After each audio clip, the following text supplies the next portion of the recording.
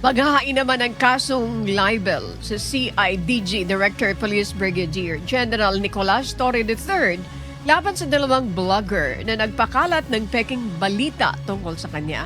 Kasama sa mga kinasuhan si dating mamamahayag Jay Sonsa matapos kumalat sa social media ang mga larawan na nagpapakita ng umano'y pagkakaratay ni Torre sa ospital na nagdulot ng epekto sa kanyang pamilya at kaibigan. Hamon ni General Torre sa mga naturang vlogger, pirmahan sa korte ang kanilang pahayag. So I'm going to file cases against them at saka yung mga kumakabatikos ay talagang akala mo silang nakakaalam ng lahat. So ito lang ang challenge kasi dyan, kung talagang tama sila at matapang sila, isulat nila, pirmahan nila at i-file nila sa korte. Para kinaumagahan kung sila ay sagutin na ng counter affidavit, hindi nila pwede sabihin na joke only. Kasi yun ang nangyayari. Joke only. Ang galing-galing magsalita.